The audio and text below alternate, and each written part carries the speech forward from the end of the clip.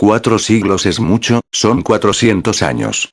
400 años hace que vivió el padre Las Casas, y parece que está vivo todavía, porque fue bueno. No se puede ver un lirio sin pensar en el padre Las Casas, porque con la bondad se le fue poniendo de lirio el color, y dicen que era hermoso verlo escribir, con su túnica blanca, sentado en su sillón de tachuelas, peleando con la pluma de ave porque no escribía deprisa. Y otras veces se levantaba del sillón, como si le quemase. Se apretaba las sienes con las 2 manos, andaba a pasos grandes por la celda, y parecía como si tuviera un gran dolor. Era que estaba escribiendo, en su libro famoso de la destrucción de las Indias, los horrores que vio en las Américas, cuando vino de España la gente a la conquista. Se le encendían los ojos, y se volvía a sentar, de codos en la mesa, con la cara llena de lágrimas. Así pasó la vida, defendiendo a los indios. Aprendió en España al licenciado, que era algo en aquellos tiempos, y vino con Colón a la isla española en un barco de aquellos de velas infladas y como cáscara de nuez. Hablaba mucho a bordo, y con muchos latines.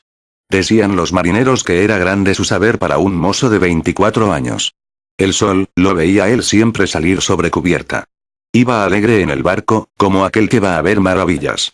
Pero desde que llegó, empezó a hablar poco. La tierra, sí, era muy hermosa, y se vivía como en una flor. Pero aquellos conquistadores asesinos debían de venir del infierno, no de España. Español era él también, y su padre, y su madre. Pero él no salía por las islas Lucayas a robarse a los indios libres. Porque en 10 años ya no quedaba indio vivo de los 3 millones, o más, que hubo en la española.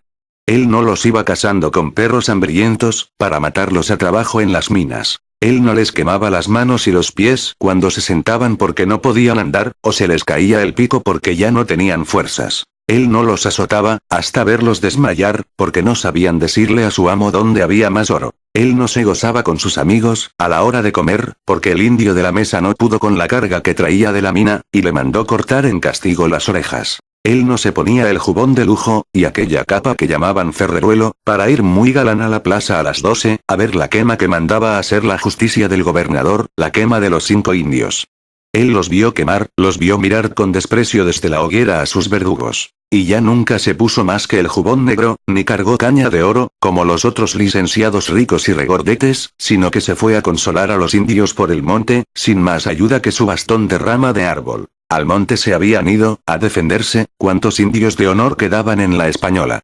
Como amigos habían recibido ellos a los hombres blancos de las barbas. Ellos les habían regalado con su miel y su maíz, y el mismo rey Bechío le dio de mujer a un español hermoso su hija Higuemota, que era como la Torcasa y como la Palma Real. Ellos les habían enseñado sus montañas de oro, y sus ríos de agua de oro, y sus adornos, todos de oro fino, y les habían puesto sobre la coraza y guanteletes de la armadura pulseras de las suyas, y collares de oro. Y aquellos hombres crueles los cargaban de cadenas. Les quitaban sus indias, y sus hijos. Los metían en lo hondo de la mina, a alar la carga de piedra con la frente. Se los repartían, y los marcaban con el hierro, como esclavos.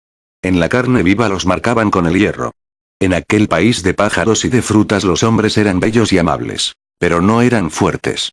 Tenían el pensamiento azul como el cielo, y claro como el arroyo. Pero no sabían matar, forrados de hierro, con el arcabuz cargado de pólvora. Con huesos de frutas y con gajos de mamey no se puede atravesar una coraza. Caían, como las plumas y las hojas. Morían de pena, de furia, de fatiga, de hambre, de mordidas de perros. Lo mejor era irse al monte, con el valiente Gualoa, y con el niño Gualocuya, a defenderse con las piedras, a defenderse con el agua, a salvar al reyesito bravo, a Gualocuya. Él saltaba el arroyo, de orilla a orilla. Él clavaba la lanza lejos, como un guerrero. A la hora de andar, a la cabeza iba él, se le oía la risa de noche, como un canto. Lo que él no quería era que lo llevase nadie en hombros. Así iban por el monte, cuando se les apareció entre los españoles armados el padre Las Casas, con sus ojos tristísimos, en su jubón y su ferreruelo. Él no les disparaba el arcabuz. Él les abría los brazos. Y le dio un beso a Gualocuya. Ya en la isla lo conocían todos, y en España hablaban de él. Era flaco, y de nariz muy larga, y la ropa se le caía del cuerpo, y no tenía más poder que el de su corazón. Pero de casa en casa andaba echando en cara a los encomenderos la muerte de los indios de las encomiendas. Iba al palacio, a pedir al gobernador que mandase cumplir las ordenanzas reales. Esperaba en el portal de la audiencia a los oidores, caminando deprisa, con las manos a la espalda, para decirles que venía lleno de espanto, que había visto morir a 6.000 niños indios en 3 meses.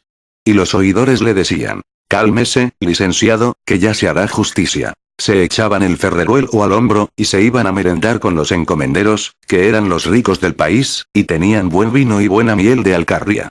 Ni merienda ni sueño había para las casas. Sentía en sus carnes mismas los dientes de los molosos que los encomenderos tenían sin comer, para que con el apetito les buscasen mejor a los indios cimarrones. Le parecía que era su mano la que chorreaba sangre, cuando sabía que, porque no pudo con la pala, le habían cortado a un indio la mano. Creía que él era el culpable de toda la crueldad, porque no la remediaba. Sintió como que se iluminaba y crecía, y como que eran sus hijos todos los indios americanos. De abogado no tenía autoridad, y lo dejaban solo. De sacerdote tendría la fuerza de la iglesia, y volvería a España, y daría los recados del cielo, y si la corte no acababa con el asesinato, con el tormento, con la esclavitud, con las minas, haría temblar a la corte.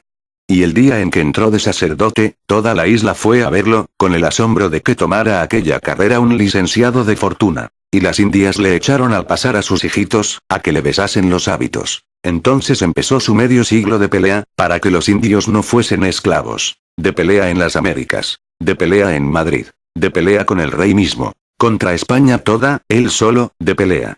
Colón fue el primero que mandó a España a los indios en esclavitud, para pagar con ellos las ropas y comidas que traían a América los barcos españoles.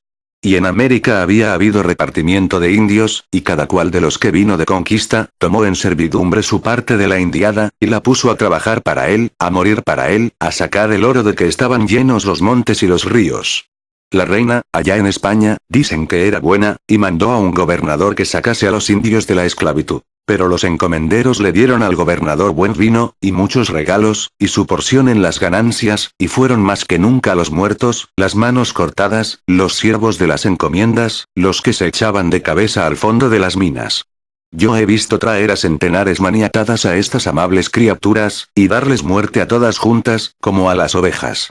Fue a Cuba de cura con Diego Velázquez, y volvió de puro horror, porque antes que para hacer casas, derribaban los árboles para ponerlos de leñas a las quemazones de los taínos. En una isla donde habla 500.000, vio con sus ojos los indios que quedaban. 11. Eran aquellos conquistadores soldados bárbaros, que no sabían los mandamientos de la ley, y tomaban a los indios de esclavos, para enseñarles la doctrina cristiana, a latigazos y a mordidas. De noche, desvelado de la angustia, hablaba con su amigo Rentería, otro español de oro. Al rey había que ir a pedir justicia, al rey Fernando de Aragón. Se embarcó en la galera de 3 palos, y se fue a ver al rey. 6 veces fue a España, con la fuerza de su virtud, aquel padre que no probaba carne.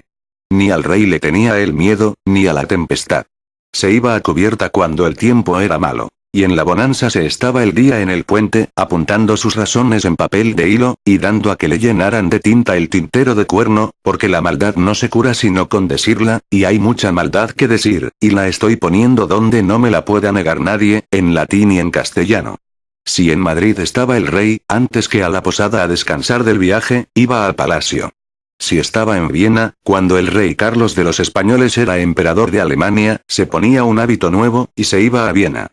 Si era su enemigo Fonseca el que mandaba en la junta de abogados y clérigos que tenía el rey para las cosas de América, a su enemigo se iba a ver, y a ponerle pleito al Consejo de Indias. Si el cronista Oviedo, el de la natural historia de las Indias, había escrito de los americanos las falsedades que los que tenían las encomiendas le mandaban poner, le decía a Oviedo mentiroso, aunque le estuviera el rey pagando por escribir las mentiras. Si Sepúlveda, que era el maestro del rey Felipe, defendía en sus conclusiones el derecho de la corona a repartir como siervos, y a dar muerte a los indios, porque no eran cristianos, a Sepúlveda le decía que no tenían culpa de estar sin la cristiandad los que no sabían que hubiera Cristo, ni conocían las lenguas en que de Cristo se hablaba, ni tenían más noticia de Cristo que la que les habían llevado los arcabuces.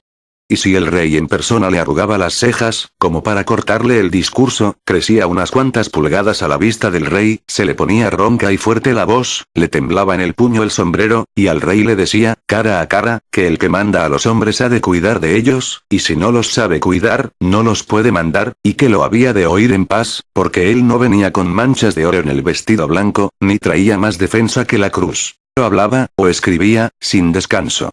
Los frailes dominicanos lo ayudaban, y en el convento de los frailes se estuvo 8 años, escribiendo. sabía religión y leyes, y autores latinos, que era cuanto en su tiempo se aprendía. Pero todo lo usaba hábilmente para defender el derecho del hombre a la libertad, y el deber de los gobernantes de respetárselo. Eso era mucho decir, porque por eso quemaban entonces a los hombres. Llorente, que ha escrito La vida de las casas, escribió también la historia de la Inquisición, que era quien quemaba. El rey iba de gala a ver la quemazón, con la reina y los caballeros de la corte. Delante de los condenados venían cantando los obispos, con un estandarte verde. De la hoguera salía un humo negro. Y Fonseca y Sepúlveda querían que el clérigo Las Casas dijese en sus disputas algún pecado contra la autoridad de la iglesia, para que los inquisidores lo condenaran por hereje. Pero el clérigo le decía a Fonseca: lo que yo digo es lo que dijo en su testamento la buena reina Isabel. Y tú me quieres mal y me calumnias, porque te quito el pan de sangre que comes, y acuso uno a encomienda de indios que tienes en América.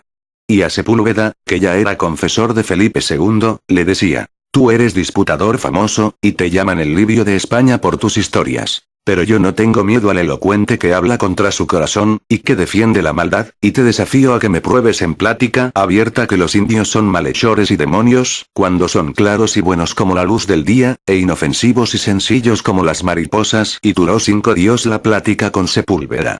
Sepúlveda empezó con desdén, y acabó turbado. El clérigo lo oía con la cabeza baja y los labios temblorosos, y se le veía hincharse la frente.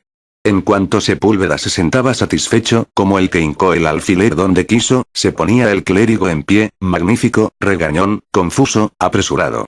No es verdad que los indios de México mataran 50.000 en sacrificios al año, sino 20 apenas, que es menos de lo que mata España en la horca.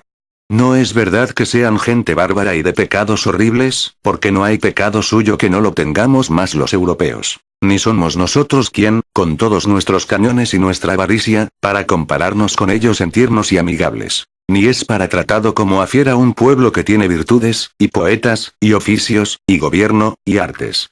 No es verdad, sino iniquidad, que el modo mejor que tenga el rey para hacerse de súbditos sea exterminarlos, ni el modo mejor de enseñar la religión a un indio sea echarlo en nombre de la religión a los trabajos de las bestias, y quitarle los hijos y lo que tiene de comer, y ponerlo a alar de la carga con la frente como los bueyes.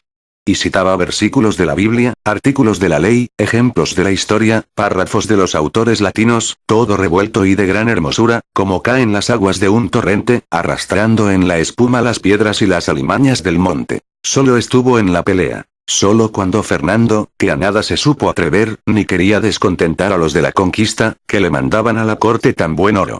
Solo cuando Carlos B., que de niño lo oyó con veneración, pero lo engañaba después, cuando entró en ambiciones que requerían mucho gastar, y no estaba para ponerse por las cosas del clérigo en contra de los de América, que le enviaban de tributo los galeones de oro y joyas. Solo cuando Felipe II, que se gastó un reino en procurarse otro, y lo dejó todo a su muerte envenenado y frío, como el agujero en que ha dormido la víbora. Si iba a ver al rey, se encontraba la antesala llena de amigos de los encomenderos, todos de seda y sombreros de plumas, con collares de oro de los indios americanos. Al ministro no le podía hablar, porque tenía encomiendas él, y tenía minas, o gozaba los frutos de las que poseía en cabeza de otros. De miedo de perder el favor de la corte, no le ayudaban los mismos que no tenían en América interés. Los que más lo respetaban, por bravo, por justo, por astuto, por elocuente, no lo querían decir, o lo decían donde no los oyeran. Porque los hombres suelen admirar al virtuoso mientras no los avergüenza con su virtud o les estorba las ganancias. Pero en cuanto se les pone en su camino, bajan los ojos al verlo pasar, o dicen maldades de él, o dejan que otros las digan, o los saludan a medio sombrero, y le van clavando la puñalada en la sombra. El hombre virtuoso debe ser fuerte de ánimo, y no tenerle miedo a la soledad, ni esperar a que los demás le ayuden, porque estará siempre solo, pero con la alegría de obrar bien, que se parece al cielo de la mañana en la claridad.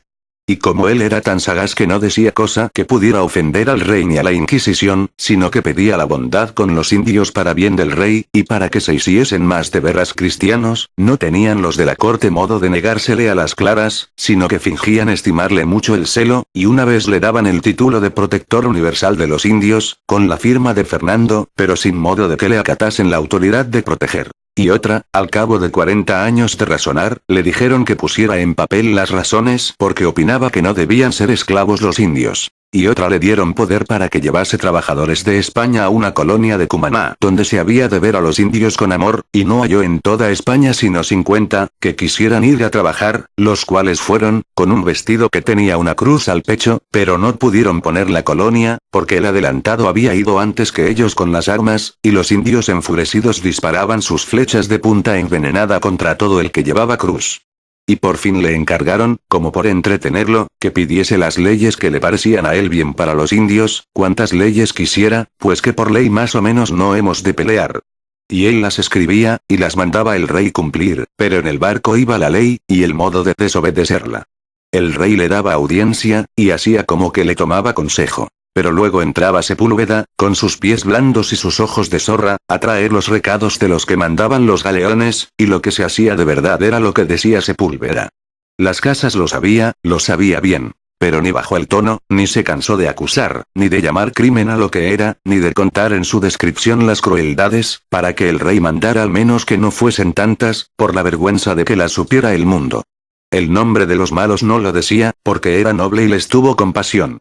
Y escribía como hablaba, con la letra fuerte y desigual, llena de chispazos de tinta, como caballo que lleva de jinete a quien quiere llegar pronto, y va levantando el polvo y sacando luces de la piedra. Fue obispo por fin, pero no de Cusco, que era obispado rico, sino de Chiapas, donde por lo lejos que estaba el virrey, vivían los indios en mayor esclavitud. Fue a Chiapas, a llorar con los indios. Pero no solo a llorar, porque con lágrimas y quejas no se vence a los pícaros, sino a acusarlos sin miedo, a negarles la iglesia a los españoles que no cumplían con la ley nueva que mandaba poner libres a los indios, a hablar en los consejos del ayuntamiento, con discursos que eran a la vez tiernos y terribles, y dejaban a los encomenderos atrevidos como los árboles cuando ha pasado el vendaval. Pero los encomenderos podían más que él, porque tenían el gobierno de su lado. Y le componían cantares en que le decían traidor y español malo. Y le daban de noche músicas de cencerro, y le disparaban arcabuces a la puerta para ponerlo en temor, y le rodeaban el convento armados, todos armados, contra un viejo flaco y solo. Y hasta le salieron al camino de Ciudad Real para que no volviera a entrar en la población. Él venía a pie, con su bastón, y con 2 españoles buenos, y un negro que lo quería como a padre suyo. Porque es verdad que Las Casas, por el amor de los indios, aconsejó al principio de la conquista que se siguiese trayendo esclavos negros, que resistían mejor el calor. Pero luego que los vio padecer, se golpeaba el pecho, y decía, con mi sangre quisiera pagar el pecado de aquel consejo que di por mi amor a los indios. Con su negro cariñoso venía, y los 2 españoles buenos. Venía tal vez de ver cómo salvaba a la pobre india que se le abrazó a las rodillas a la puerta de su templo mexicano, loca de dolor porque los españoles le habían matado al marido de su corazón, que fue de noche a rezarle a los dioses. Y vio de pronto Las Casas que eran indios los centinelas que los españoles le habían echado para que no entrase. Él les daba a los indios su vida, y los indios venían a atacar a su salvador, porque se lo mandaban los que los azotaban. Y no se quejó, sino que dijo así. Pues por eso, hijos míos, os tengo de defender más, porque os tienen tan martirizados que no tenéis ya valor ni para agradecer. Y los indios, llorando, se echaron a sus pies, y le pidieron perdón. Y entró en Ciudad Real, donde los encomenderos lo esperaban, armados de arcabuz y cañón, como para ir a la guerra. Casi a escondidas tuvo que embarcarlo para España el virrey, porque los encomenderos lo querían matar. Él se fue a su convento, a pelear, a defender, a llorar, a escribir. Y murió, sin cansarse, a los 92 años.